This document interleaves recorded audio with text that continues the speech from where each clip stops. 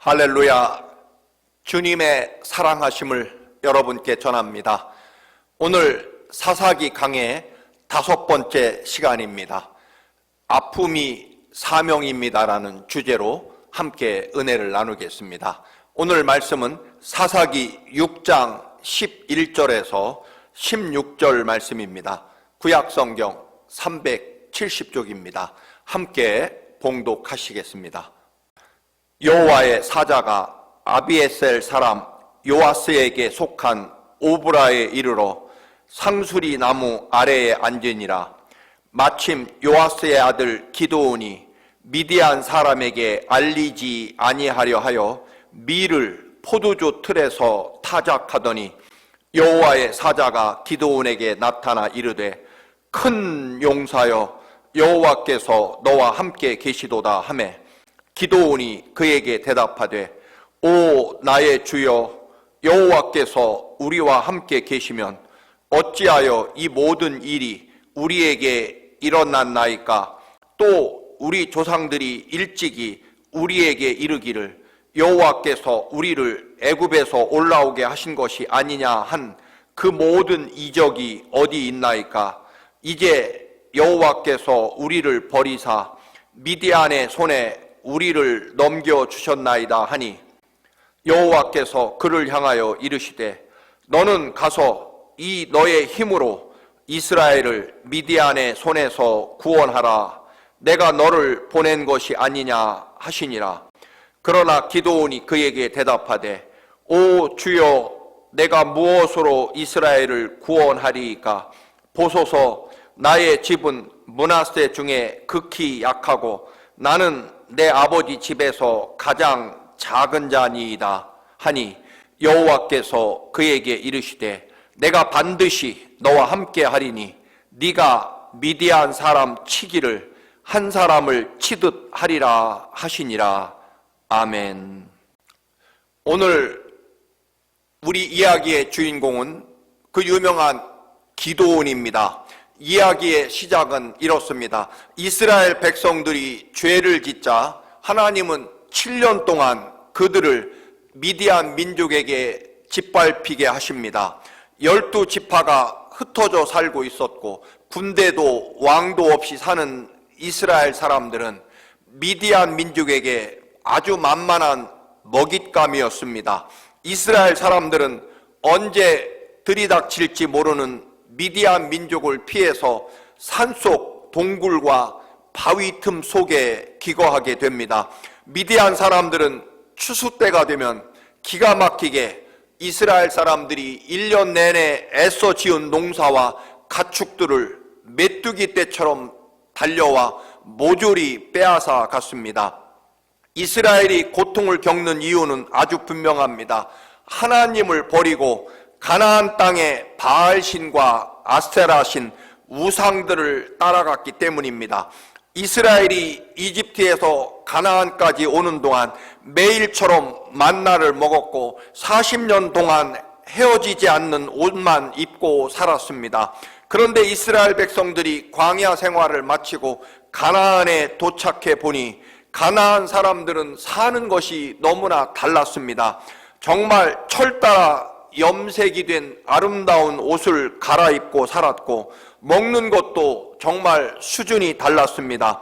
양을 잡아 술과 함께 먹고 싶은 것 마음대로 먹는가 하면 또한 곡식으로 온갖 빵과 과자 그 모든 음식을 마련해서 올리브 기름에 찍어 먹습니다. 또 저녁이 되면 술을 마시고 춤을 추며 마음껏 즐기고 바알신 아세라 신전에 올라가 남녀들은 마음껏 육체의 쾌락을 누립니다. 그런데 반면에 이스라엘 백성들은 여호와 하나님의 명령에 따라 먹지 말아야 될 것도 너무나 많고 하지 말아야 할 일도 행동도 너무나 많았습니다. 돼지고기도 산토끼 고기도 타조고기도 먹지 못하고 오로지 여호와 하나님 앞에 정말 정결하고 경건한 삶을 살아야만 되었습니다. 그런데 가나안 땅에 들어와 보니 이 바알신과 아세라신을 섬기는 가나안 원주민들은 정말 엄청나게 발전하고 또한 풍부한 세상에서 마음껏 먹고 싶은 것 먹고 마시고 싶은 것 마시고 하고 싶은 것 다 하면서 그들 마음대로 자유롭게 살아가는 그 모습을 부러워하지 않을 수 없었습니다. 하나님께서 가나안 땅에 들어가면 절대로 가나안 원주민들을 모조리 쫓아내야 되고 그들의 삶의 모습과 풍습을 따라가면 안 되고 무엇보다도 그들이 섬기는 이방 우상을 섬기면 절대 안 된다고 그렇게 신신당부했지만 이스라엘 백성들도 가나안 원주민이 자유롭게 살아가는 그 모습, 그리고 자기들보다 훨씬 더 발전된 문화와 문명을 누리며 사는 모습을 보며 그들도 바알신과 아세라신을 섬기면 그렇게 살 수 있겠다 싶어 우상을 따라가게 됩니다. 그래서 하나님께서는 거대한 낙타를 탄 낙타 부대 미디안 군인에게 짓밟히도록 허락하십니다. 이런 공포와 고난의 시절에 결국 이스라엘 백성이 살려달라고 하나님께 부르짖고 하나님께서는 이제 오늘 아주 초라하고 연약한 기드온을 사사로 이스라엘을 구원해낼 지도자로 부르시게 됩니다. 기드온은 마침 포도주 틀에서 미디안 사람들의 눈에 뜨이지 않도록 숨어서 몰래 밀 이삭을 타작하고 있었습니다. 여러분, 포도주를 짜는 틀은 정말 그 규모가 얼마나 작은 웅덩이였겠습니까? 그런데 그 웅덩이 속에 웅크리고 앉아 미디안의 눈에 뜨이지 않게 하려고 몰래 웅크리고 웅덩이 속에서 밀 수확을 하는 그런 옹색한 기드온의 모습을 보게 됩니다. 그런 두려움과 공포로 웅덩이 속에 정말 웅크리고 겨우겨우 밀을 타작하는 기드온에게 하나님이 나타나셔서 외치십니다. 큰 용사여, 큰 용사여, 여호와께서 너와 함께 하시도다 라고 하나님이 기드온을 부르십니다.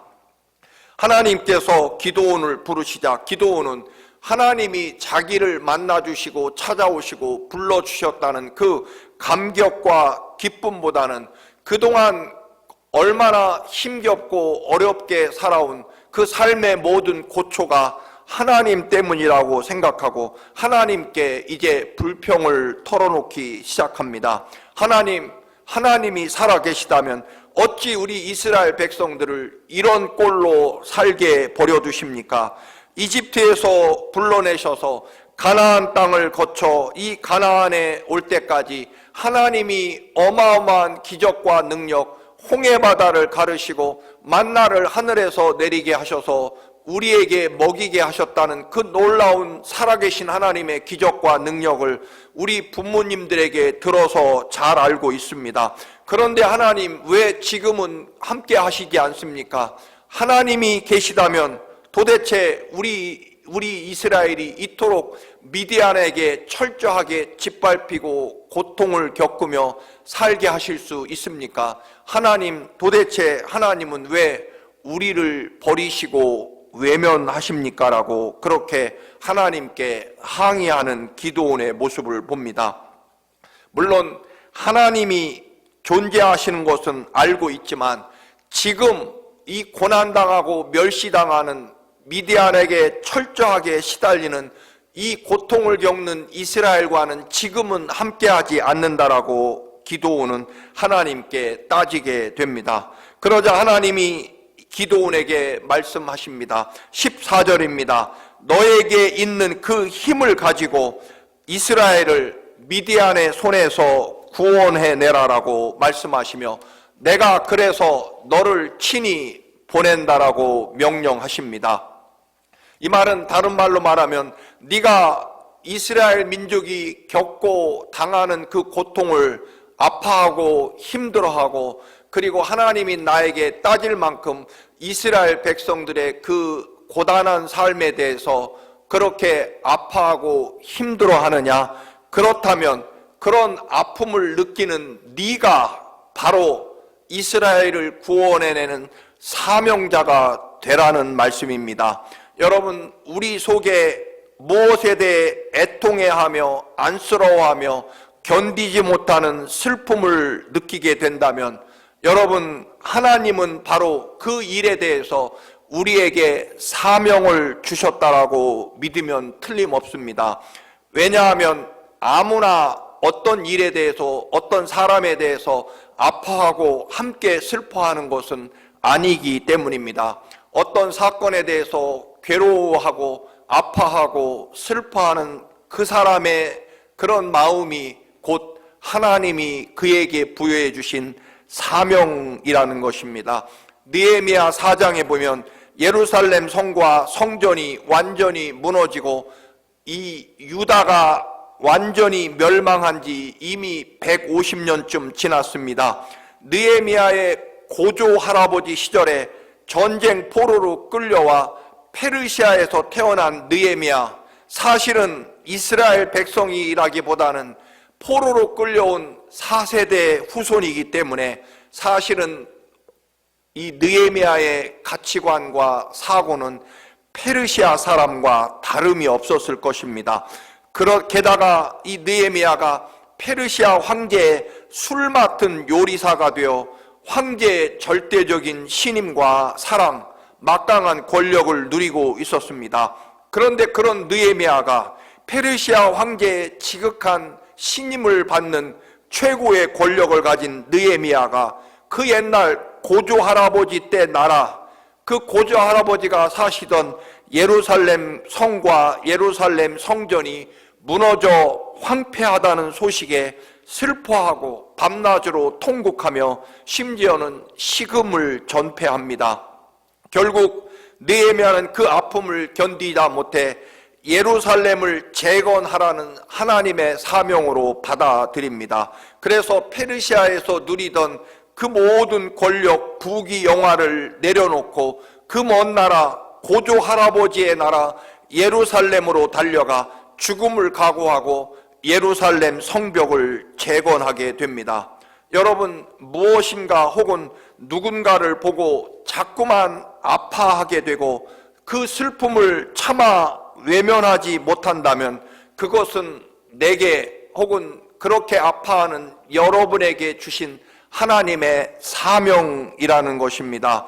누가 저 일을 해결해야 될 텐데, 누가 저 일을 완성해야 될 텐데, 누군가가 저 사람을 또는 저 사건을 완벽하게 정리해야 될 텐데 왜 다들 모른 척하고 외면하고 가만히 있나라고 원망할 것입니다. 사람이 그렇게도 없나, 한 사람도 없구나 라고 시대를 탓하며 사람들의 이기심을 탓하는 그런 자세가 여러분 아니라는 것입니다.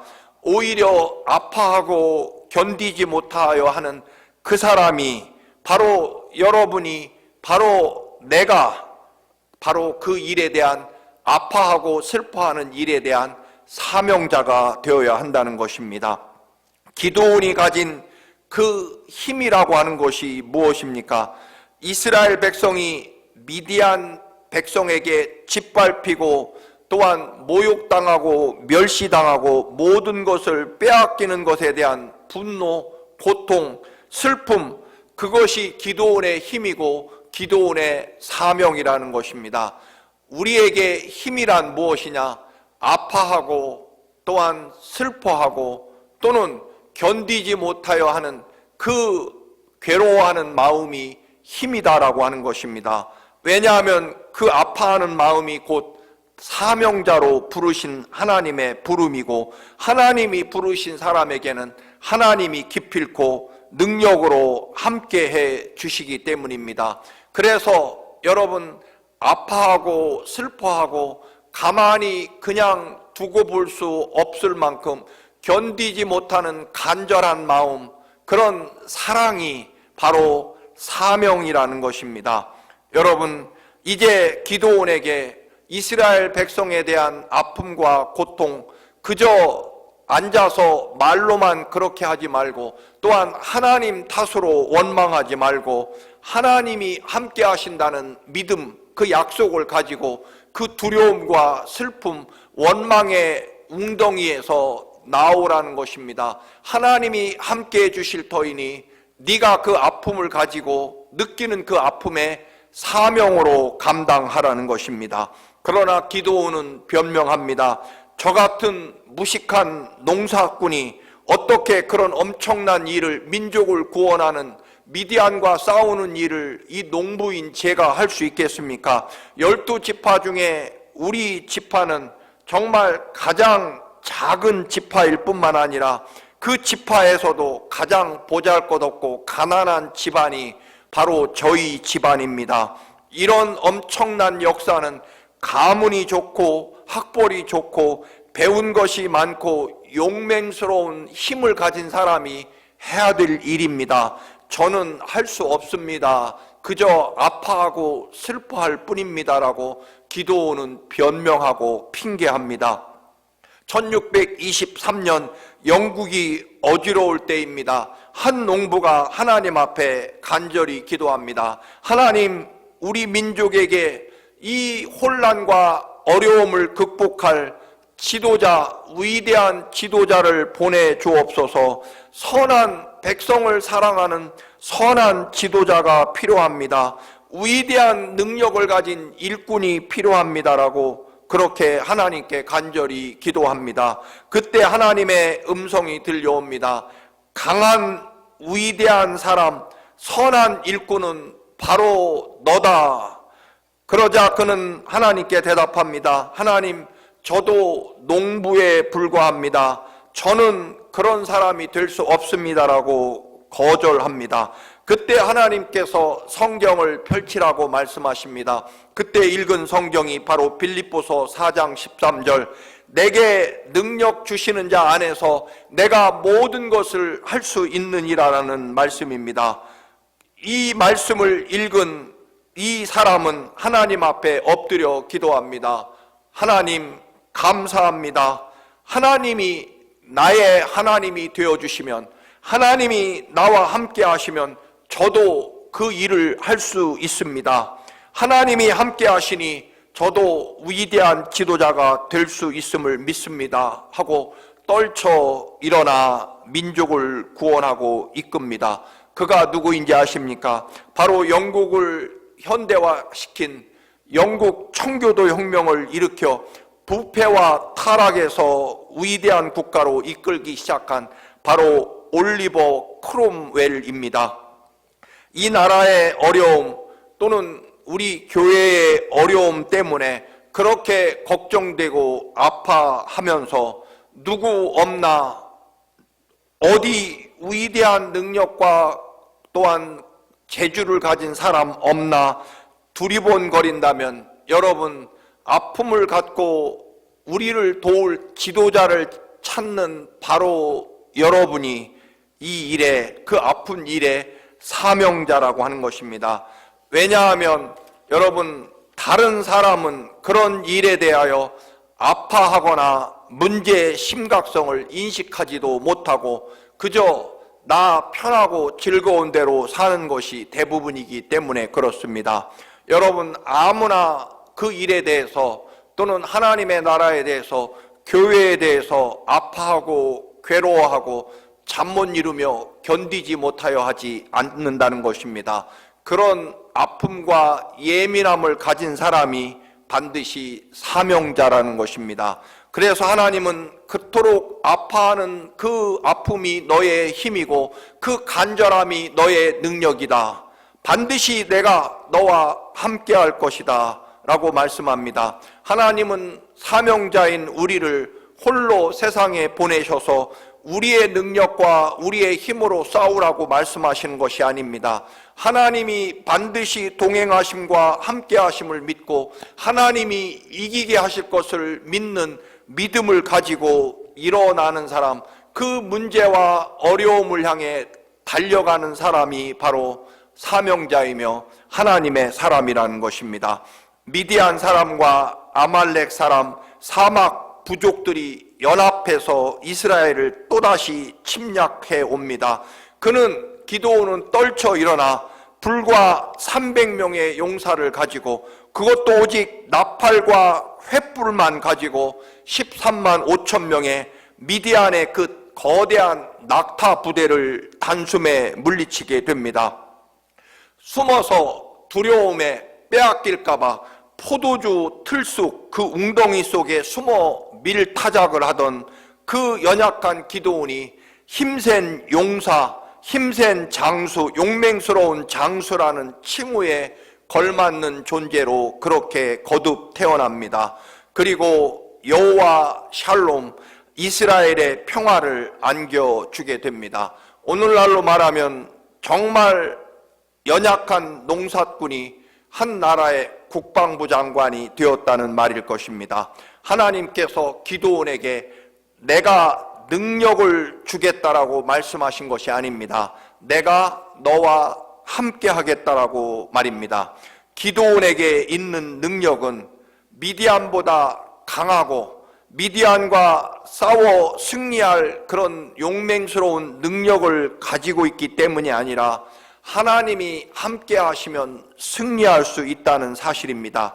믿음이라고 하는 것은 내 능력과 내 재주가 얼마나 뛰어났는지를 믿는 것이 아니라 하나님이 나와 함께 하심을 믿는 것입니다. 그러면 되는 것입니다. 하나님 여호와의 힘, 하나님께 맡겨드리는 것이 힘이라는 것입니다. 왜냐하면 맡긴 순간 그 문제는 하나님 문제가 되기 때문에 그렇습니다. 마치 사르밧 과부가 마지막 남은 밀가루를 하나님 말씀을 믿고 믿음으로 드리는 것과 같을 것입니다. 오늘날도 하나님은 우리를 바라보고 계십니다. 이제 우리를 둘러싸고 있는 이 좁고 또한 불안하고 원망스러운 이 포도주 즙을 짜는 틀에서 나와야 됩니다. 넓은 곳으로 하나님이 함께 하심을 믿고 그 거대한 미디안의 낙타 부대와 정면으로 부딪히러 나아가는 그런 믿음이 필요하다는 것입니다. 두려움의 포도주 틀, 불평의 포도주 웅덩이에서 뛰어나오시기를 바랍니다. 여러분, 아프고 슬프고 걱정되십니까? 그리고 왜 이 일을 해결할 지도자나 또는 도움을 줄 사람이 없을까 원망하고 계십니까? 아닙니다, 여러분. 어떤 일에 대해서, 어떤 현상에 대해서 아파하고 고통스러워하고 슬픔이 있으시다면 바로 그것이 여러분이 그 일의 사명자이며 그 일을 감당할 부름받은 사람이며 또한 깨어있는 사람이며 하나님이 보내신 사람이라는 그런 믿음을 가지고 담대하게 일어서시기를 주님의 이름으로 축원합니다. 할렐루야. 거룩하신 하나님, 우리의 생명과 구원이 되시며 능력과 권능이 되시며 영원토록 우리의 손을 잡고 동행하시며 함께 하시는 주님, 우리도 우리의 삶의 수많은 문제, 하나님의 교회와 또한 조국과 민족과 이 세상을 향하여 걱정하고 아파하고 슬퍼합니다. 그러면 그 일이, 아버지, 그 아픔이 또한 그 슬픔이, 그 안타까움이 우리의 사명인 줄 깨닫고 또한 우리의 능력이 아니라 하나님이 함께 하심을 믿고 일어나게 하옵소서. 두려움과 아버지 불평과 원망의 웅덩이에서 나와 하나님 앞에 담대하게 또한 아버지 미디안 앞에 담대하게 서게 하옵소서. 예수 그리스도의 이름으로 기도드립니다. 아멘.